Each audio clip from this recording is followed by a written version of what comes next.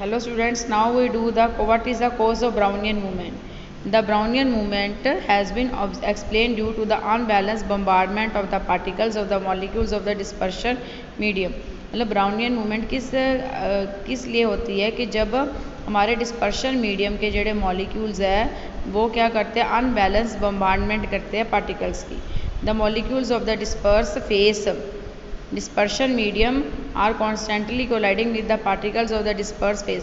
मतलब ये जो आपको एरो दिखाई दे रहे हैं ये आपके किसके एरो है, डिस्पर्स, ये डॉट्स है डिस्पर्स फेस के है, और ये जो लाइन है ये है डिस्पर्शन मीडियम.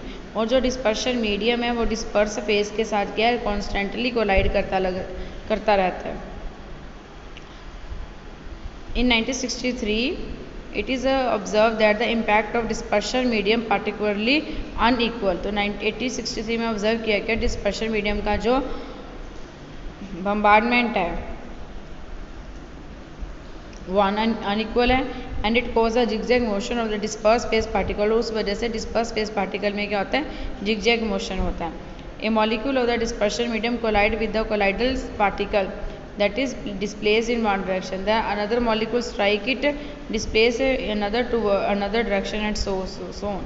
इसमें क्या होता है कि जैसे सपोज हमारे पास ये पार्टिकल है डिस्पर्स फेस का, तो डिस्पर्शन मीडियम का क्या करता है, इस पर अटैक करता है. तो ये डिस्पर्शन मीडियम को डिस्पर्स फेस को इधर ले जाता है. ठीक है, उधर से कोई और हमारे पास क्या, इधर से कोई हमारे पास और डिस्पर्शन मीडियम का आता है, वो इस पार्टिकल को ऊपर ले जाता है. ठीक है, कोई और यहाँ से हमारे पास डिस्पर्शन मीडियम आता है, इसको यहाँ पे ले जाता है, फिर ये आता है, फिर ऐसे ले जाता है. तो ऐसे इनको क्या होता है, कोई जिगजैग मोशन क्या हो जाता है, स्टार्ट हो जाता है. मतलब जो डिस्पर्स फेस का पार्टिकल है कभी वो डिस्पर्शन मीडियम की हेल्प से कभी वन डायरेक्शन में होता है, कभी सेकंड डायरेक्शन में, कभी किस डायरेक्शन में, लगातार वो अपनी डायरेक्शन क्या चेंज करता रहता है, जिससे हम क्या बोलते हैं, जिगजैग मोशन.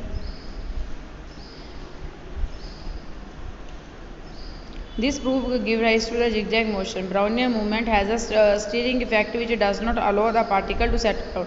Brownian movement के कारण ये जो zigzag motion के कारण जो particle है वो settle down नहीं होते and it is responsible for the stability of the solve. और ये चीज़ solution की stability के लिए क्या responsible है. Excess is the size of the dispersed phase particle. The chances of bombardment risk, अगर पार्टिकल का साइज़ बड़ा, अगर पार्टिकल का साइज़ बड़ा है तो उससे क्या, अगर हम डिस्पर्स मीडियम इसको टकराता भी है तो इसके डिस्प्लेस होने के चांसेस कम है.